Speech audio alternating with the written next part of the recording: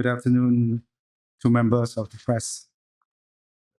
Cambodia and Thailand have just concluded the extraordinary session of the General Border Committee GBC meeting today, held with the participation of Malaysia, the United States, and the People's Republic of China as observers.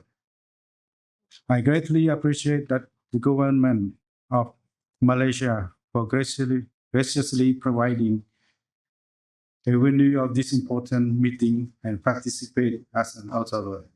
I also extend my deep appreciation to the representative of the United States and the People's Republic of China for their active participation in the meeting as observers. 2. The extraordinary meeting was convened as a direct follow-up to the special meeting held on 28 July 2025, which was hosted by Malaysia and co-organized by the United States with the active participation of the People's Republic of China to address the Cambodia-Thailand situation. 3. The delegation of Cambodia is here today with two major goals. First, we are here for a detailed ceasefire arrangement to stop bloodshed and to the suffering by soldiers and civilians of both sides, and uphold the purpose and principle of the United Nations Charter and the ASEAN Charter, underlining peaceful resolution of dispute, mutual respect, the primacy of dialogues, and renunciation of the threat or use of force.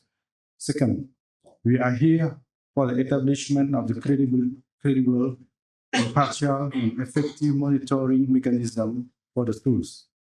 The steps are life-saving measures and lay the groundwork for restoring confidence, trust, and normalcy between our two countries. 4. In this spirit, Cambodia reaffirmed its unwavering commitment to fully and faithfully implementing the common understanding reached during the special meeting of 28 July 2025, particularly the ceasefire agreement and the establishment of an ASEAN Observer Team, AOT, led by Malaysia to verify and ensure the effective implementation. This mechanism is of vital importance to ensure the sustained and accountable ceasefire implementation, which will serve as foundation for lasting peace and stability. 5. With regard to the implementation of spirit of the special meeting on 28 July 2025, today extraordinary GBC meeting agreed on the term of the ceasefire arrangement and the mechanism for the implementation of the ceasefire arrangement. Based on this, I would like to highlight key aspects of the agreed minutes of the extraordinary GBC meeting. 6. First, on the ceasefire arrangement, the meeting has agreed that A. Both sides agreed to a ceasefire involving all types of weapons, including attack of civilian objects and military objectives of their side. In all cases and all areas, both sides must avoid unprovoked firing toward the other side of position or troops. This agreement must not be violated under any circumstances. Both sides agree to maintain their current troop deployment without further movement, as is at the time ceasefire reached at 2400 hour local time on 28 July 2025. There shall be no troop movement, including patrol toward two other side positions. Both sides agree not to increase forces along the entire Cambodia-Thailand border. Any reinforcement would heighten tension and negatively affect long-term effort to resolve the situation. Both sides agreed to not to undertake provocative action and may escalate tension. This includes military activities to enter to the other side airspace and territory or position as of ceasefire from 2400 hour local time on 28 July 2025. Both sides agreed to refrain from constructing and enhancing any military infrastructure and fortification beyond their own side. Both sides agreed not to use any kind of forces against civilian and civilian objects in all circumstances. Such action would not only endanger communities in the border area, but also violated international law and tarnish the global image of the non-compliant side. Both sides agree to maintain regular communication at all levels, particularly maintain regular communication between all army area and military region and unit along the border of both sides, and strive to resolve all issues peacefully and avoid clashes.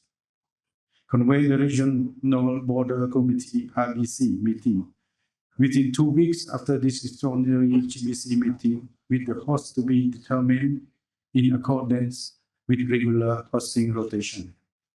Maintain regular and direct line of communication between ministers and chief of defense forces level. Both sides agreed to schedule the next GBC meeting within 1 month after 7 August 2025 in a venue to be discussed. Otherwise, an extraordinary GBC meeting should be called immediately with the same format as the extraordinary GBC meeting to discuss the ceasefire. I just shared with you the term of the ceasefire arrangement. Now I would like to turn to the second topic with regard to the establishment of the mechanism for the implementation of the ceasefire arrangement as follows. Both sides remain committed to implementing the common understanding reached at the special meeting on 28 July 2025, including the ceasefire and formation of ASEAN Observer Team led by Malaysia to verify and ensure its implementation. Both sides agreed to assign the respective RBCs to carry out the implementation of ceasefire coordinated and observed by ASEAN Observer Team led by Malaysia. The RBC will meet regularly and submit their report to the GBC through their respective national chain of command. Both sides agreed that pending the ASEAN Observer Team led by Malaysia, as agreed upon by both sides in Putrajaya on 28 July 25, the Interim Observer Team IOT, comprising defense attaché of ASEAN member states accredited to Cambodia, Thailand, and led by Malaysian defense attaché, will be established separately and independently in each country, Cambodia and Thailand, to observe on each side the implementation of ceasefire on a regular basis. The composition of each country IOT is independently invited by the host country in consultation with Malaysia. The IOT will operate without crossing the border and will work in close coordination and consultation with the RBC and GBC of each country. Ladies and gentlemen, in addition to the above said point, I would like to highlight 2 additional important issues. Firstly, both sides agreed to comply with international humanitarian law in the treatment of captured soldiers, including their living condition, shelter, food, and medical care in case of injury. If one side wishes to bring it on own soldier or civilian who are not under the control of the other side for medical treatment, the receiving side may determine its response based on the capacity of the medical facilities, including available equipment, personnel, or medical technique on a case-by-case basis. Captured soldiers shall be immediately released and repatriated after the cessation of the active hostilities in accordance with the Article 118 of the Third Geneva Convention of 1994 and Rule 128A of the customary international humanitarian law. Both sides agree to exchange information and facilitate the dignified and timely return the deceased immediately at an agreed location in the full respect of humanitarian principle and jurisdiction without crossing the border. In this spirit, Cambodia hopes that Thailand will immediately release and return the 18 captured Cambodian soldiers. Secondly, I would like to inform that in addition to the GBC meeting, in accordance with the spirit of the special meeting on 28 July 2025, Malaysia also coordinated and led a separate trilateral Malaysia-Cambodia, and Thailand meeting on 6 August 2025 in Kuala Lumpur to discuss terms of reference TOR of the Joint Ceasefire Observer Commission. Cambodia underlined the importance of the earlier conclusion of the TOR. It is important that this trilateral meeting, coordinated and led by Malaysia, need to continue so that we achieve that the TOR at the earliest. To this end, Cambodia stands ready to work closely and proactively with Malaysia and Thailand. Finally, I wish to reiterate Cambodia's determination to work constructively in good faith and in close cooperation with Thailand, Malaysia, other fellow ASEAN member states, and all relevant partners to ensure the ceasefire's full and effective implementation and resolve all disputes by peaceful means in accordance with international law and ASEAN Charter. Thank you.